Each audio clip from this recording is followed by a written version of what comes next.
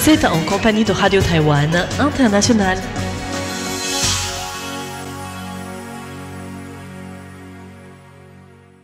Ici Radio Taïwan International, diffusé depuis Taipei, Taïwan.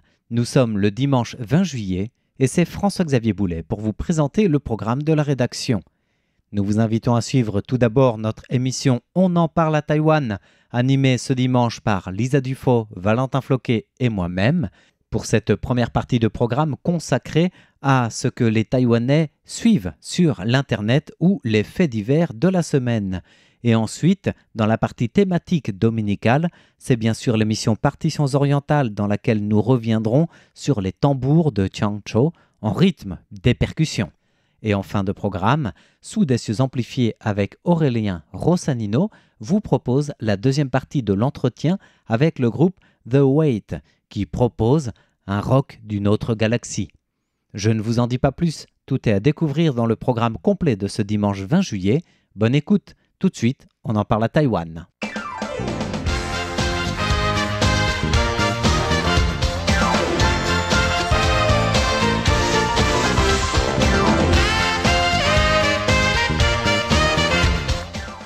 Bonjour à toutes et à tous, c'est François-Xavier Boulet, Lisa Dufaux et Valentin Floquet. Alors, de quoi parle-t-on à Taïwan cette semaine ? Moi, je vais vous parler du typhon et de ses dégâts. Donc le typhon qui a frappé Taïwan la semaine dernière, pas Voilà. celui qui arrive là, ce week-end. Tout à fait. D'accord. Donc un petit bilan, c'est ça. Voilà. Moi, je vais vous parler des nuisances sonores, d'abord en lien avec un festival en particulier, mais un peu plus largement des nuisances sonores à Taïwan et des principales causes et des effets de ces nuisances. Et puis moi, je vous parlerai d'une étude scientifique qui vient d'être publiée par l'hôpital Changkeng de Taïwan et qui concerne de la cryothérapie pour soigner des lésions vasculaires bénignes dans la bouche avant qu'elles ne deviennent justement dangereuses. Mais ça, ce sera tout à l'heure. On commence par le typhon. Allez, le typhon, alors c'est un typhon qu'on a surnommé Danas et qui a fait des dégâts. Alors, comme d'habitude, il y a des dégâts matériels, des dégâts agricoles. Pour ce qui est de l'agriculture, c'est les pomelos qui ont été les plus touchés. Principalement, c'est le centre et le sud de Taïwan qui ont été le plus touchés, avec Tainan. Tainan qui compte pour 82% des pertes totales, suivi du comté de Jiayi avec 22,3 millions de dollars taïwanais, puis du comté de Yunlin avec 20,83 millions et le comté de Nantou avec 2,7 millions. Le nord n'a presque pas été touché. Et au total, ce sont plus de 3000 hectares de cultures qui ont été affectés, dont 952 hectares totalement perdus. Pour les pomelos, c'est vraiment le plus grave, avec 800 hectares. Donc c'est environ 50% des cultures de pomelos qui sont bonnes à être jetées. Il y a aussi les longanes, les mandarines, le maïs doux et les bananes qui ont beaucoup souffert du typhon et de la pluie et du vent. Et je vous rappelle que cette année et même l'année dernière, on a eu des prix des bananes extrêmement importants par rapport à auparavant, parce qu'un typhon avait déjà détruit les cultures de bananes.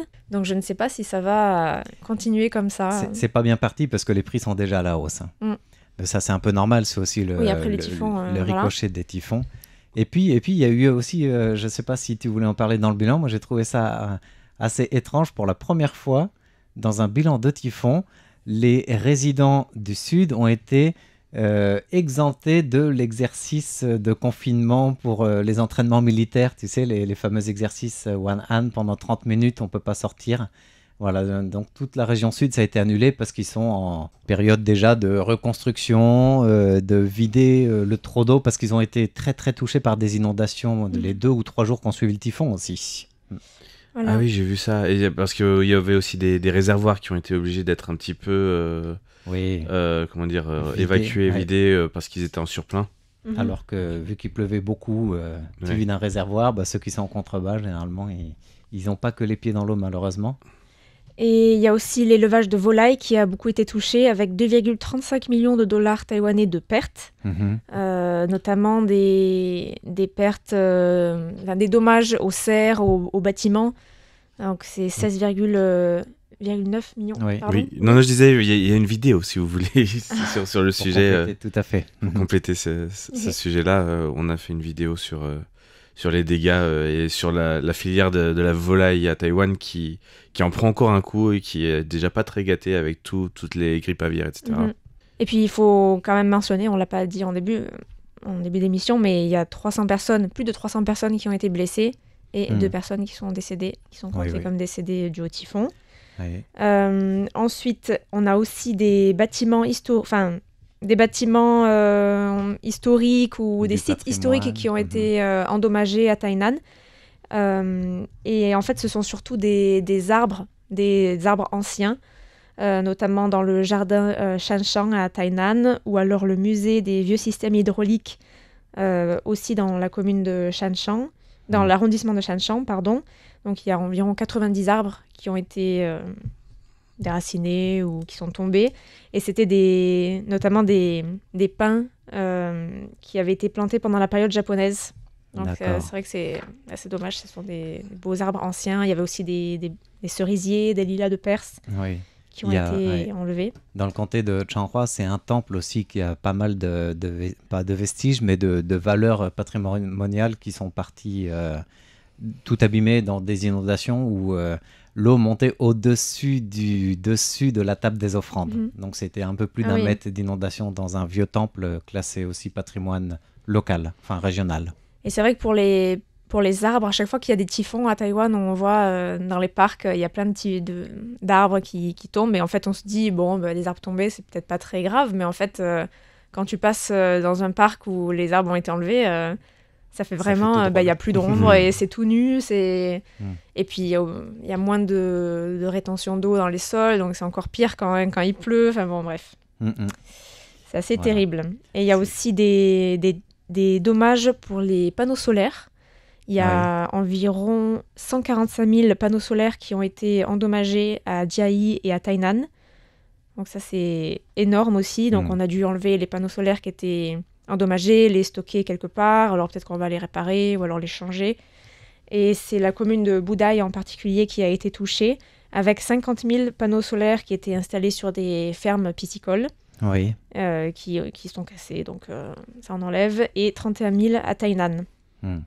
Et tous ces panneaux solaires à Budai, dont je vous parlais, c'est environ 95 mégawatts. Donc c'est vrai que l'approvisionnement en énergie a aussi été impacté dans le comté de Tainan et de Jiayi. Pour les photovoltaïques. Oui. Sachant qu'il y a aussi 1 ou 2 fermes éoliennes offshore qui peuvent plus produire d'électricité puisque les turbines et les pales elles sont pris le vent directement du typhon qui est remonté par le détroit comme ça en fait. Donc au niveau de l'énergie verte, on va encore un peu compter sur le charbon quand même à dire le gouvernement actuel. Quand même à dire le KMT aussi. Aussi, voilà. Surtout que en plus là récemment il y a eu une centrale photovoltaïque qui a pris feu. Oui, c'est vrai. J'ai vu qu'il y avait ça en plus qui s'est rajouté à tout ça. Décidément. Voilà. Et mieux que la bougie. Avec toutes ces misères, même le pape Léon XIV s'en est mêlé et a prié pour Taïwan, pour les victimes du typhon et pour la reconstruction. Et il a demandé au dicaster pour le service de la charité d'apporter de l'aide à la population taïwanaise.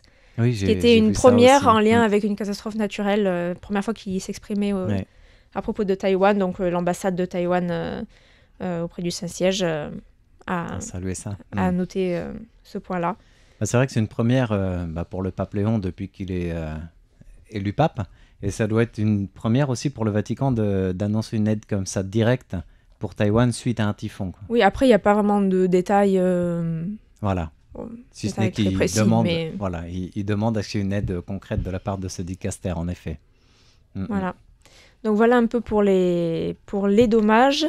Et on peut aussi mentionner toutes les coupures d'électricité qui ont affecté près d'1 million de foyers. Et pour les coupures d'eau, c'est plus de 73 000 foyers à travers toute l'île. On espère que ce sera mieux pour ce typhon-là. Voilà, il passe quand même beaucoup plus au large. Pour les auditeurs qui n'ont peut-être pas suivi les news de ce week-end, c'est le typhon, il va de l'ouest vers... de l'est vers l'ouest, comme d'habitude, pardon, mais au large du sud de la pointe de Renchuan. Ouais, il passe vraiment entre les Philippines et Taïwan. Voilà. Et il se dirige vers le sud de la Chine, normalement. Oui. Alors, Oui, en parlant de tout ça, on va parler un peu de bruit, Ah oui. des nuisances sonores. non, ça c'était le bruit typhonesque. Voilà, donc le typhon pourrait être une source des nuisances sonores à Taïwan, mais ce n'est pas ce dont on va parler aujourd'hui. On va parler plus des nuisances sonores en lien avec d'origine humaine en tout cas. Les voisins. Les voisins, tout. Ouais, justement, il y a des petites anecdotes dont je vais vous parler un peu plus tard. Mais pour commencer, j'aimerais vous dire aussi que le bruit quand même est une chose qui n'est pas forcément très contrôlée, régulée à Taïwan, dans le sens où on pourrait l'entendre dans la recherche de silence qu'on pourrait peut-être avoir plus en France ou en Europe en général, ou parfois dans d'autres pays de la région comme le Japon, où le silence est quand même assez roi. À Taïwan, ce n'est pas vraiment le cas. Il y a plusieurs sources de nuisances très, très intenses. Et il y en a une un peu spéciale cette année, il y a quelques jours, lors d'un festival de musique électronique. Ah. Alors, il faut savoir déjà que la nuisance sonore est classée par l'Organisation mondiale de la santé comme la deuxième menace environnementale pour la santé, notamment en Europe, mais aussi donc en Asie, et juste après la pollution de l'air. Donc les effets sont bien documentés. Il y a des troubles du sommeil, du stress, de l'hypertension, maladies cardiovasculaires, dépression, diminution des capacités cognitives, et notamment cela influence beaucoup les enfants qui sont victimes de nuisances sonores. Mais on va revenir à notre cas particulier, qui est le festival S2O Taïwan, qui est le plus gros festival de musique électronique de Taïwan, et qui avait lieu donc ces 12 et 13 juillet dernier sur le parc Riverside de Dacia à Taipei. C'est pas très très loin de la radio en fait. On a bien entendu les répétitions les jours où on était à la radio. On s'est dit tiens, c'est bizarre, ça fait quand même pas mal de bruit. Et chaque année, non, ce festival? C'est chaque tous année, les ans, c'est vraiment gros. C'est classé comme le 55e plus gros festival de musique électronique au monde. Au monde, ouais, quand même. C'est quand même un assez gros événement. Moi, j'ai vu pas mal de gens, d'influenceurs, de gens qui sont sur les réseaux sociaux venir d'un peu tous les pays de la région, Japon, Corée, Philippines, Malaisie. Enfin bon, il y avait quand même des influenceurs qui étaient là en tant que spectateurs, Pour qui prendre payaient donc, leur billet. Pour prendre, si j'ai bien suivi le début de ton propos, un bain de nuisances sonores. Voilà. Et bizarrement, je vais vous dire, il y a eu un sujet de TVBS là-dessus, et les réactions sur Facebook étaient assez hilarantes parce que tous les festivaliers qui étaient présents ont dit « Pourtant, nous, on n'entendait rien quand on y était. » C'est parce qu'ils sont déjà tous sourds. Trop de bruit, voilà. Ouais. Trop de bruit tue le bruit. Et donc, cette année, j'avais fait une publication sur Facebook avec toutes les nouveautés du festival, un petit camion spécial pour la communauté LGBT, et des activités en lien. Et plusieurs groupes qui se succèdent comme ça. Alors, il y a plus de 100 artistes. 100. C'est énorme. D'accord. C'est pour ça que 100 artistes. Ouais. Et donc c'est énorme, et c'est pour ça qu'il y a aussi beaucoup de monde. Il y avait pour la première fois un gros groupe taïwanais de musique pop qui était Wu Liu Liu, 5566.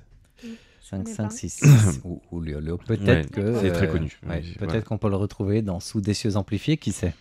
Non, je pense que c'est trop gros même pour les cieux amplifiés. D'accord. Parce que c'est plus de la musique indépendante. Mais bon, en tout cas, donc il y a eu des plaintes inhabituelles par rapport à ce festival qui est toujours au même endroit, qui fait toujours la même chose. Et il y a toujours des plaintes, mais un peu anecdotiques. Mais pourtant, ça se termine normalement dans les règles de l'art vers 22h, non? Alors, à 22h, c'est ça. Et justement, durant 2 jours, de 13h à 22h, des dizaines d'artistes se produisent avec un système de son particulièrement puissant, des enceintes carrément sur la scène. C'est même pas des enceintes standards de scène. Là, c'est vraiment... L'enceinte fait la hauteur de la scène, c'est-à-dire 10 mètres de haut. D'accord.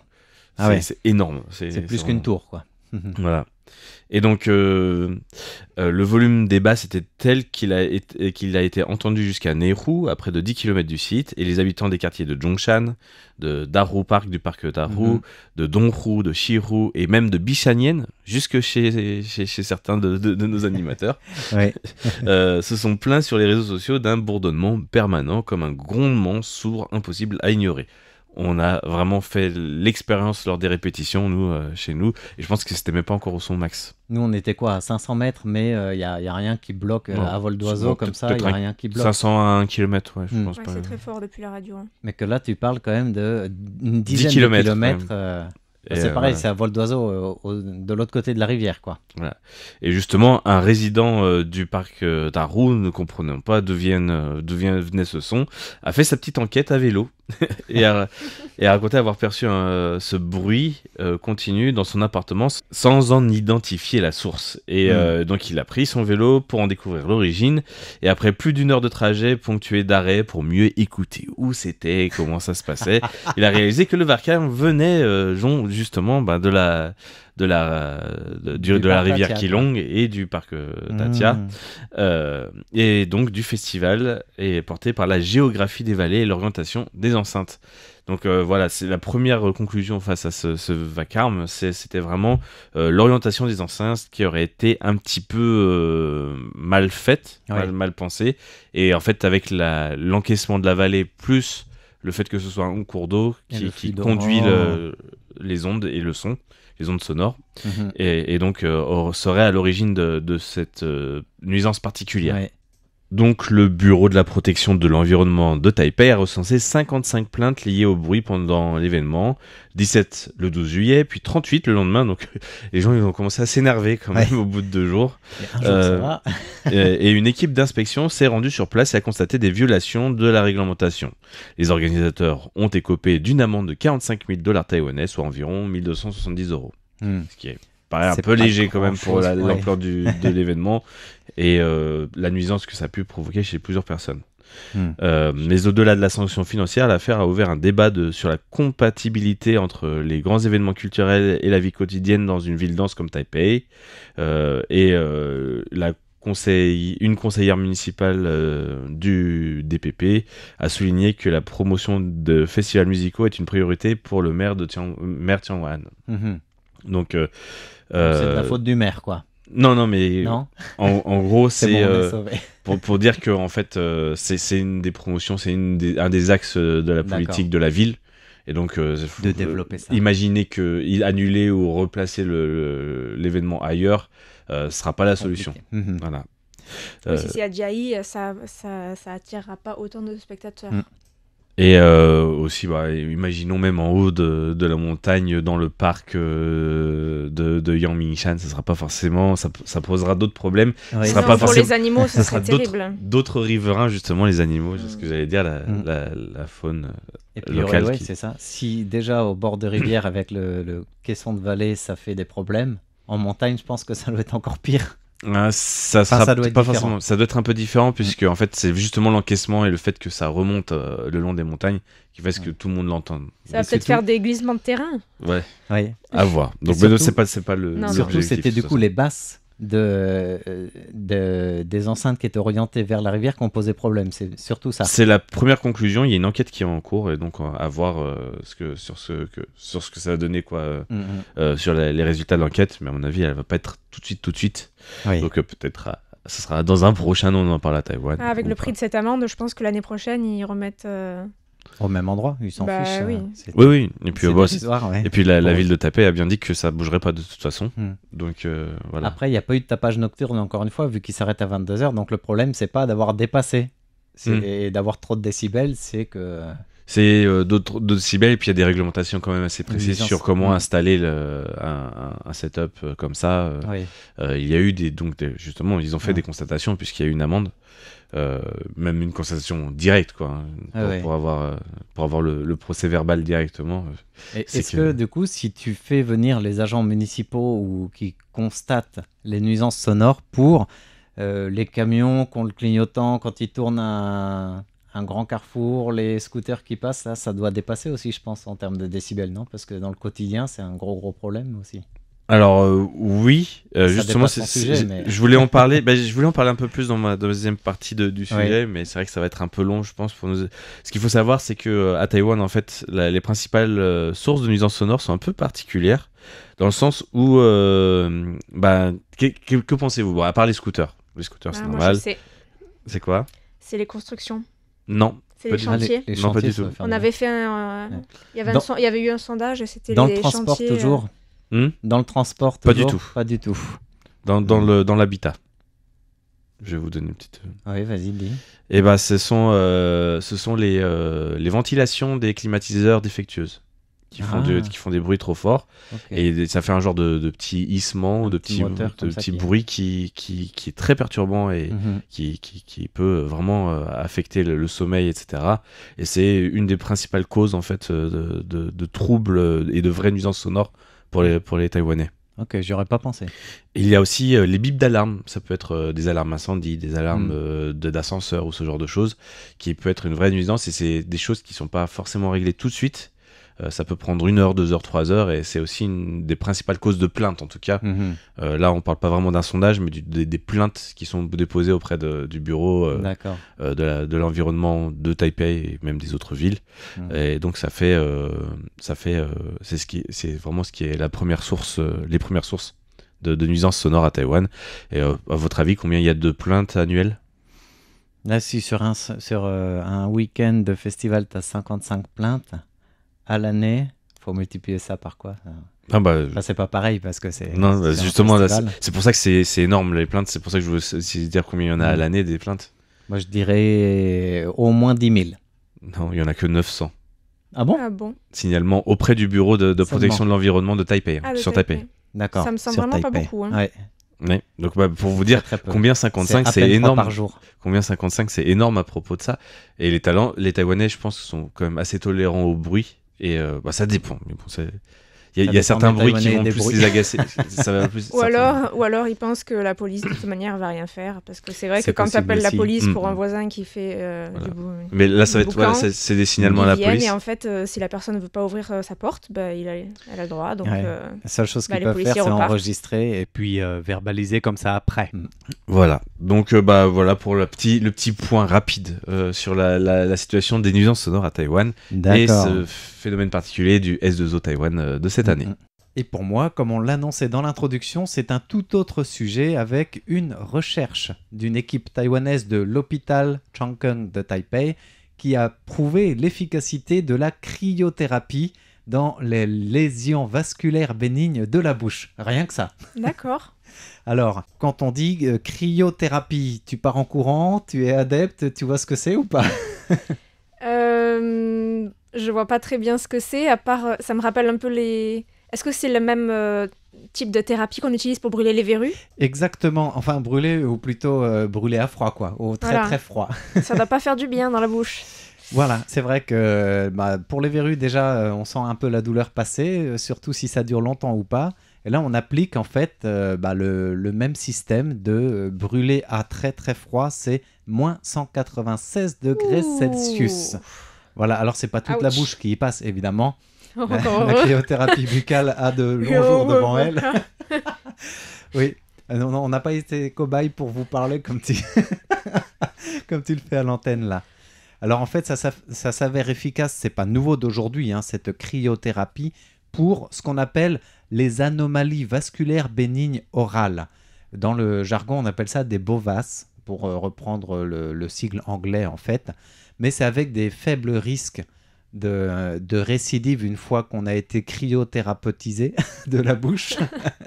C'est-à-dire que voilà, on va brûler, alors c'est pas des verrues, mais ces lésions buccales, en fait, ça peut être une malformation liée à un os qui pousse pas bien, ça peut être D'accord. des boutons, ça peut être un début de nodules rouges, souvent alors à plusieurs endroits de la bouche. C'est ça qui est on est plusieurs en moyenne. Le médecin en chef de cette équipe, Chen Ju-Kuei, a souligné avoir travaillé sur cette thérapie depuis presque 10 ans. Et ça fait D'accord. 8 ans qu'ils suivent des patients sur le long terme Ok. pour utiliser la cryothérapie dans certains types justement de lésions de la bouche.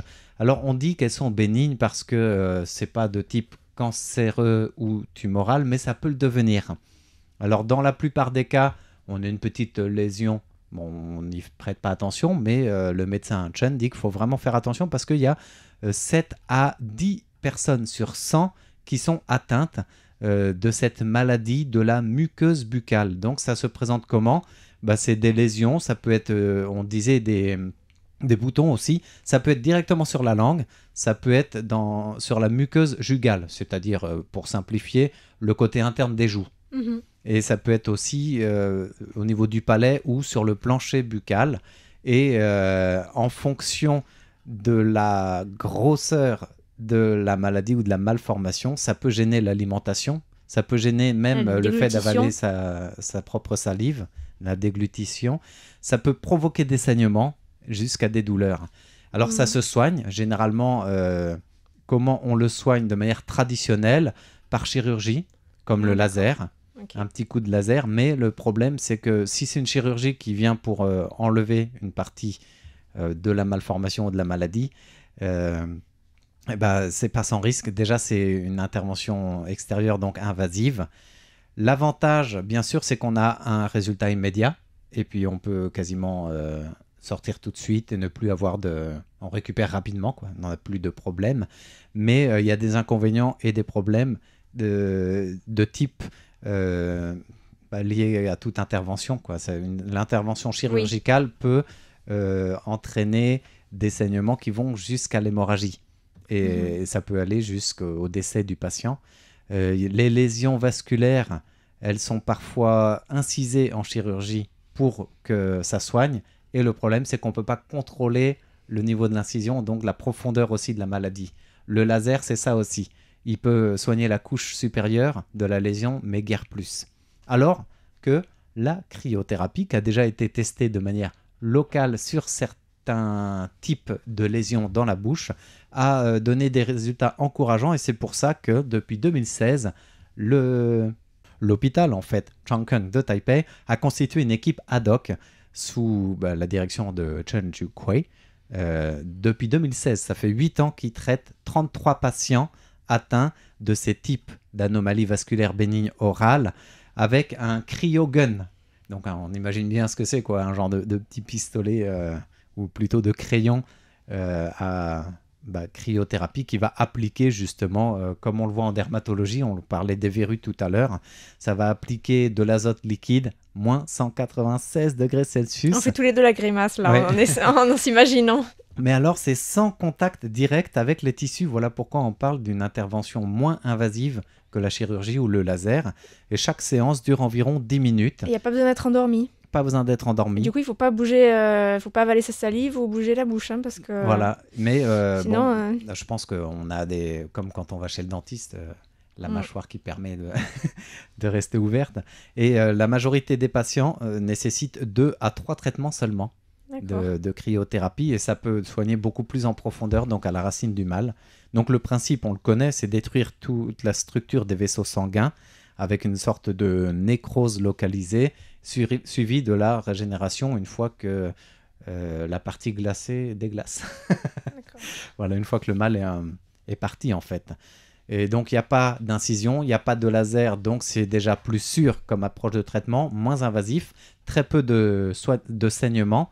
Et sur les 33 patients qui ont été ainsi traités, 32 sont complètement guéris sans aucune récidive. D'accord. Il n'y en a qu'un qui a eu une récidive au bout de 6 mois et sans amélioration finalement significative. D'après les conclusions de de cette découverte, quoi, de cette étude taïwanaise. Oui, c'est pas vraiment une découverte, mais... Voilà, sur l'application de la cryothérapie dans ce type de maladie, qui porte des études avec des résultats très positifs, au point que c'est salué sur la scène internationale depuis la publication des résultats chiffrés de cette étude dans la revue médicale Clinical Oral Investigations, en français dans le texte. Eh bien, chers amis, on arrive déjà à la fin de l'émission du jour. C'était On en parle à Taïwan, présenté par François-Xavier Boulet, Lisa Dufaux et Valentin Floquet. Encore une fois, merci de votre écoute et bonne suite de programme en notre compagnie.